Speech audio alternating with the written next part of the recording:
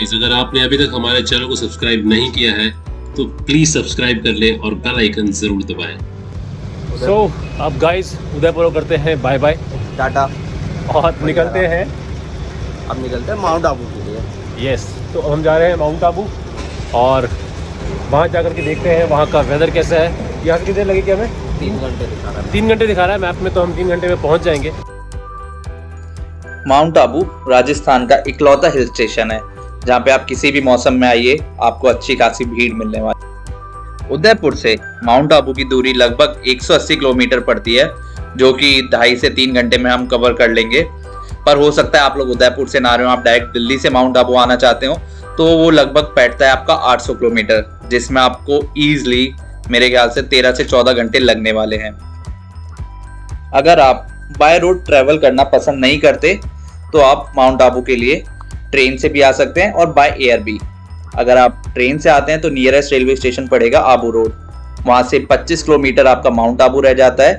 और आबू रोड से माउंट आबू आने के लिए आपको प्राइवेट टैक्सी मिल जाएंगी, शेयर्ड बसेस या शेयर टैक्सी मिल जाएंगी। और अगर आप लोग बाय एयर आते हैं तो सबसे नियरेस्ट एयरपोर्ट पड़ेगा उदयपुर। हमारा माउंट आबू में स्टे है होटल विला अग्रोहा में। तो यहाँ पर आपको स्टे करना है तो थोड़े से पैसे खर्च करने पड़ेंगे। वो लगभग होता है 4 से 8 हज़ार के बीच में। वो भी इसलिए वेरी करता है क्योंकि सीजन वाइज प्राइस जो होते हैं वो चेंज हो जाते हैं। बाकी होटल की फैसिलिटी की बात करें तो भाई साहब बहुत ही अच्छा था। रूम्स बहुत क्लीन थे, वॉशरूम एंड ऑल सब कुछ बहुत साफ सुथरा था। होटल जो है वो प्योर वेजिटेरियन है, मगर आप अगर नॉनवेज के शौकीन हैं तो वो बाहर से अरेंज करा देते हैं, आपको ला के दे देंगे, आप आराम से एंजॉय कर सकते हैं। और इस होटल की एक और खास बात है, अगर आप लोग सनराइज देखने के बहुत शौकीन हैं तो ये होटल एकदम आपके लिए परफेक्ट है। तो हम लोग आ गए हैं अभी, कौन से मंदिर है? दिलवाड़ा टेम्पल है यहाँ पर। हम यहाँ आए हुए हैं, आपको दिखाते हैं आगे कैसा है ये मंदिर। दिलवाड़ा जैन मंदिर दिल वालों का मंदिर है। ये मंदिर राजस्थान की अरावली पहाड़ियों के बीच स्थित जैनियों का सबसे सुंदर तीर्थ स्थल है। इस मंदिर का निर्माण 11वीं और 13वीं शताब्दी के बीच 2 भाइयों द्वारा कराया गया था, जिनका नाम था वास्तुपाल और तेजपाल। ये मंदिर अपनी जटिल नक्काशी और हर कोने से संगमरमर से सजे होने के लिए प्रसिद्ध है। ये मंदिर बाहर से बहुत ही सामान्य दिखता है, लेकिन जब आप इस मंदिर को अंदर से देखेंगे तो इसकी छत, दीवारों, मेहराबों और स्तंभों पर बनी हुई डिजाइनों को देखकर आप हैरान रह जाएंगे। ये सिर्फ जैनियों का तीर्थ स्थल ही नहीं, बल्कि एक संगमरमर से बनी एक जादुई संरचना है जो यहाँ आने वाले पर्यटकों को बार बार यहाँ आने पर मजबूर करती है। इस मंदिर को बनवाने के पीछे की जो स्टोरी है वो इस प्रकार है कि जो दोनों राजा थे, जो उनकी पत्नियां थी, वो अपने अपने मायके से 9-9 लाख रुपए लेकर के भाग कर आई थी और इस मंदिर का निर्माण कार्य को शुरू करवाया था। मगर उन दोनों को एक चीज की प्रॉब्लम थी कि भैया एक दूसरे को नीचा दिखाना होता था। वो आपस में कभी बड़ी बहू ने अगर मंदिर बनवा दिया तो वो छोटी बहू गिरा दिया करती थी, कभी छोटी बहू ने बनवाया तो बड़ी बहू उस मंदिर को गिरा दिया करती थी।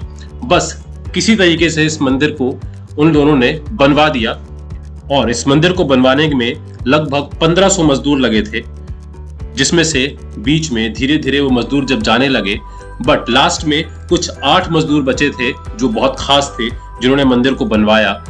और जैसे आपने सुना होगा ताजमहल में भी मजदूरों के हाथ कटवा दिए गए थे। यहाँ की भी स्टोरी इसी तरह की है कि उसमें से 7 मजदूरों के जो हाथ थे वो कटवा दिए गए थे। बस एक मजदूर था, वो बहुत स्ट्रांग था, बहुत मतलब उसके ऊपर किसी का आशीर्वाद था कि उसका हाथ नहीं कट पाया, उसने अपने आप को बचा लिया।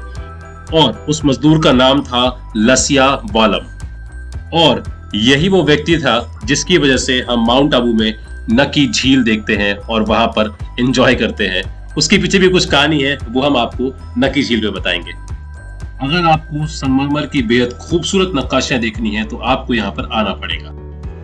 दिलवाड़ा टेम्पल के दर्शन करने के बाद अब हम लोग चले एक और टेम्पल के दर्शन करने, जो कहलाता है गुरु शिखर।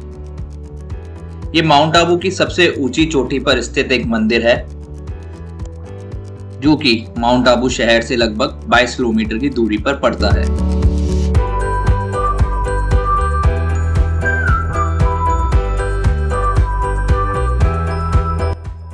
कि जो सामने आप भगवा रंग का मंदिर देख रहे हैं यही गुरु शिखर मंदिर है।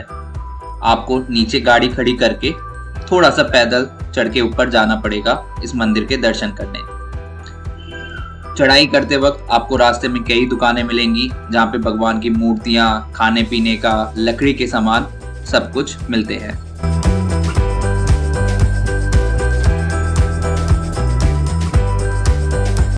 इस मंदिर के अंदर कैमरा यूज करना अलाउड नहीं था, तो आपको इसके दर्शन बाहर से ही करने पड़ेंगे। यह मंदिर भगवान विष्णु के अवतार दत्तात्रेय को समर्पित है। मंदिर में दर्शन करने के बाद आप इस शिखर के ऊपर बनी गुफा के भी दर्शन कर सकते हैं, जहां गुरु दत्तात्रेय के चरण पादुका रखे हुए हैं। यह मंदिर 1722 मीटर की ऊंचाई पर बना हुआ है। इस पर्वत से माउंट आबू और इसके शांत परिवेश का पूरा दृश्य देखा जा सकता है। चोटी के पास ही एक इसरो की ऑब्जर्वेटरी है, पर जब तक हम चोटी पे आए यहाँ पे बादल आ चुके थे, जिसके कारण हम वो कैमरे में कैप्चर नहीं कर पाए। और अब हम निकल गए हैं अपने तीसरे स्पॉट नक्की झील के लिए। तो ये है नक्की लेक, देख रहे हो, बेहद खूबसूरत है यार। ये भी मौसम भी अभी अच्छा हो गया, हल्का हल्का मतलब हल्की ठंड भी लग रही है और लेक के नज़ारे हैं साथ में। अभी हम शायद बोटिंग करेंगे, क्या बोटिंग कर लेते हैं। नक्की झील की स्टोरी ये है कि जो यहाँ के राजा थे उनकी एक बेटी थी जिसकी उम्र 21 साल की जब हो गई तो उसकी शादी करने के लिए बात की गई। तो राजा ने शर्त रखी थी कि जो अपने नाखूनों से झील खोद देगा वो भी शाम के 5 बजे के पहले, उससे मैं अपनी बेटी की शादी करवा दूंगा। मैंने एक बंदे का नाम लिया था जिसका नाम था रसिया बालम, जो आखिरी मजदूर था दिलवाड़ा टेम्पल को बनाने वाला। उसी ने अपने नाखून से यहाँ पर खोद के इस झील का निर्माण किया था। मगर रानियों को रास नहीं आया कि एक गरीब घर के बंदे से हमारी बेटी की शादी कैसे हो सकती है। तो उन्होंने एक चालाकी करी, उन्होंने अपना भेष बदल लिया, मुर्गे का रूप धारण किया और जो 5 बजे वाली शर्त थी उसको 4:45 बजे ही बांग दे करके सब खराब कर दिया और शादी रुक गई। ओए, स्टीयरिंग गार्ड।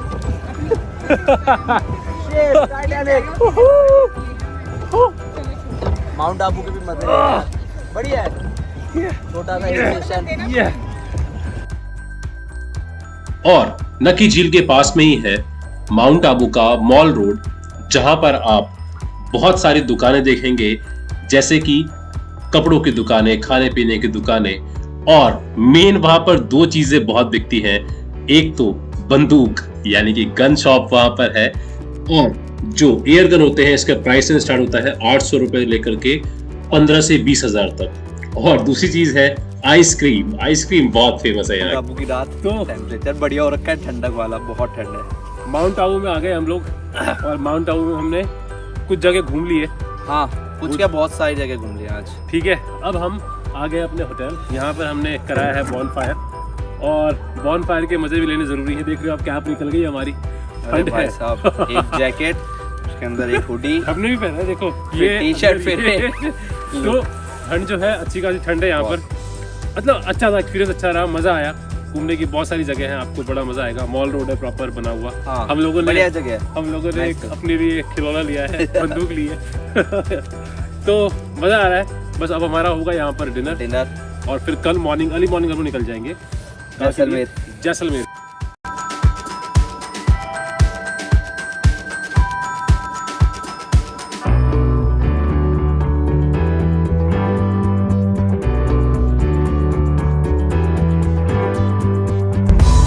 तो हम लोगों को हो गई है आइसक्रीम की क्रेविंग, हो गई थी बहुत खतरनाक वाली। हमने कहा चलो अब आइसक्रीम खाने चल रहे हैं। तो ठंड तो बहुत ज़्यादा है, अभी है टेम्परेचर 9 डिग्री बाहर है। तो अभी यहाँ से लगभग 4-5 मिनट लगेंगे पहुँचने में हमें, और हम दोनों अभी पहुँचने वाले हैं नक्की लेक के पास, जो मॉल रोड है, मतलब लाइक जो मार्केट एरिया है, हम वहाँ पर जा रहे हैं। हमने पहले पूछा भैया दुकान कब तक खुलती है, उसने बोला कि रात के 12 बजे तक। रात को आएंगे फिर तो हम लोग। तो जा रहे हैं अब आइसक्रीम खाने, फिर आपको मिलेंगे हम अब आइसक्रीम खाते हुए। तो अभी घुमक्कड़ जयवीरू पहुंच गए हैं रात के समय आइसक्रीम खाने के लिए। भैया की दुकान का नाम क्या है? हैमोर दुकान पे है अभी हम। ये खानी थी रबड़ी और तेरे को क्या खानी है भाई? खानी है ये मल्टी 3-1।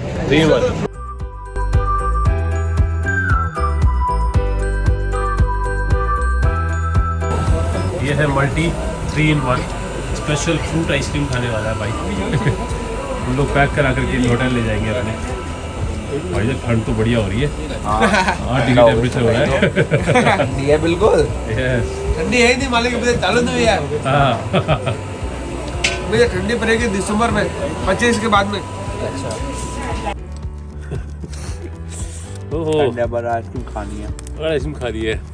यहाँ आओ और यहाँ की कुल्फी और आइसक्रीम के मज़े ना लो, फिर क्या कहता है यार, बहुत मज़ा है। हा एक तरफ बॉनफायर, एक तरफ आइसक्रीम और एक ठंड। हाँ अभी रबड़ी रखी हुई है हमारी, रबड़ी भी खाने वाले हैं। मज़ा आ गया यार। माउंट आबू में हमें शायद 2 दिन और, 1 दिन और चाहिए था हमें। शायद 1 दिन और मज़ा खाने के लिए, बस खाने के लिए। तो अब हम लेते हैं आपसे विदा और हमारा अगला ब्लॉग आने वाला है जैसलमेर का। तो गाइस मिलते हैं आपसे जैसलमेर में।